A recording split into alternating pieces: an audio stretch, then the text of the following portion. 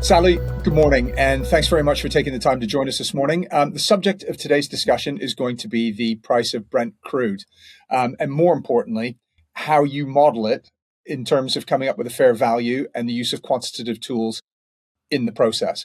Now, what I think is really interesting is after the COVID lows of the oil price, we've seen it trade within a range of, say, 70 to 80 a barrel. And this is despite sanctions, wars, supply chain disruptions, you name it. And as we record this, the price is exactly 75, which is exactly your opinion on fair value. So could you maybe explain a little bit how the model works and how you come up with that calculation? Yes, so we have been arguing for a while that the fair value is at about $75 a barrel, implied by this fair value model that I'd like to go through in the next few minutes. And prices have indeed been range bound, as you alluded to, despite all the moving parts, all the upside and downside catalysts. So I've just shared my screen, so if you can follow along, this BQuant analyzer, we call it the Bloomberg Intelligence Proprietary Oil Fair Value Calculator, computes the implied fair value of Brent oil under multiple assumptions for key drivers that you can see on this top area here. By the way, BQuant, in short, is the internal Bloomberg Python platform where we are building tools just like this one that is useful in our research and we hope would be useful for our clients as well. And those models include this particular oil fair value model as well. So in this particular one, this is a multi-factor regression analysis, and it is based on historical 15 years of historical data, and it's only keeping the factors that are statistically significant. So these factors that you see on this top area here are the ones that have been filtered down from a much longer list that we had that were the potential drivers for oil prices.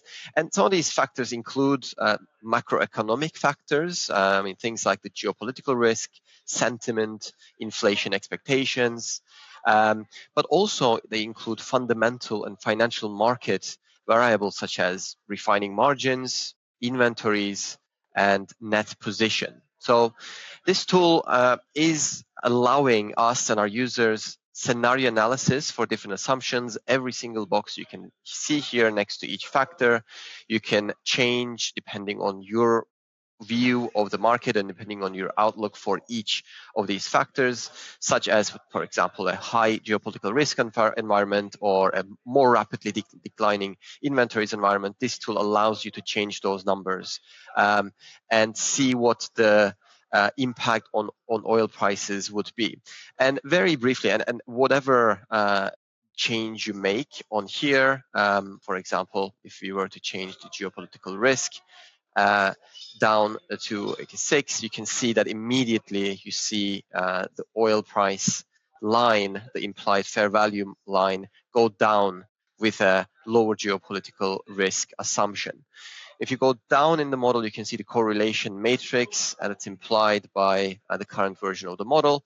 And I'd like to very briefly go through the source data, which is that longer list of all the drivers that we put through this model. And as I mentioned earlier, we are only keeping the ones that are statistically and econometrically significant.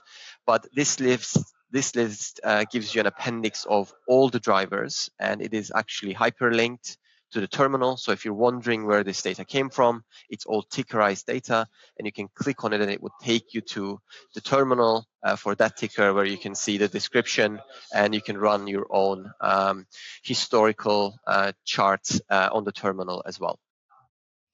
Now, Salih, interestingly, you mentioned geopolitical risk. So let's just concentrate on that for a second. We mentioned this before. Okay, supply demand is one thing, and that throws up numbers that you would put into your model and come up with your assumptions. But of course, geopolitical risk is a little bit more qualitative. We've seen a load of tension in the Middle East, i.e. a war. We've seen the Ukraine war. We've seen supply chain disruptions in the Red Sea. All of that previously or historically would have fed directly through to the oil price, but we're not really seeing that so much anymore.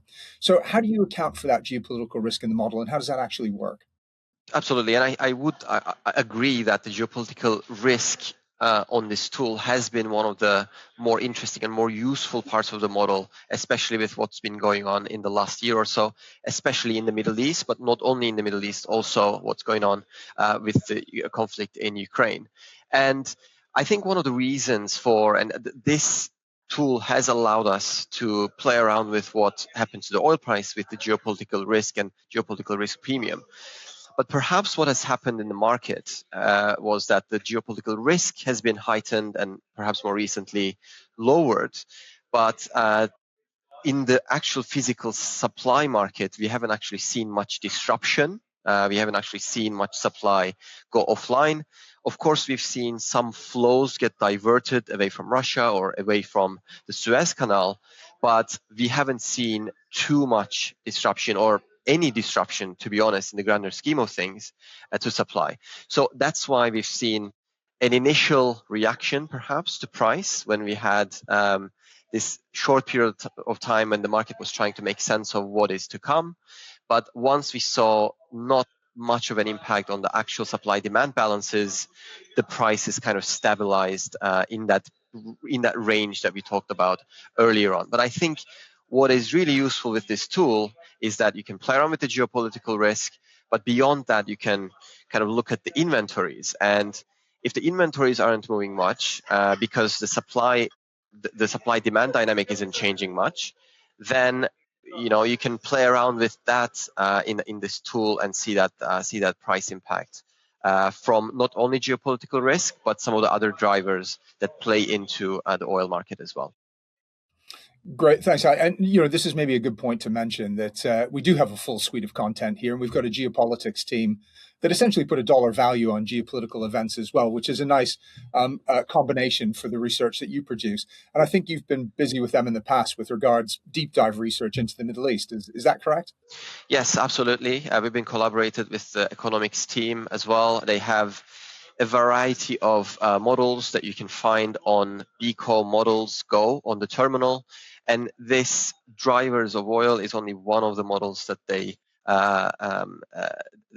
write on, and there is a bunch of models that you can access on the BPAC Models Go function in their dashboard.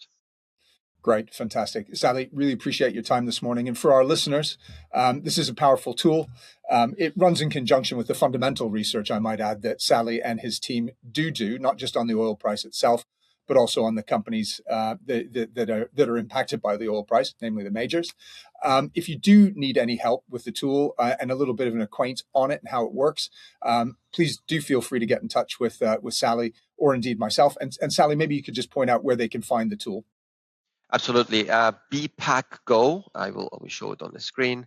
If you're on BPAC, there's a bunch of BComp models, but ours is just here, BI Brent Fair Value Scenario Analyzer.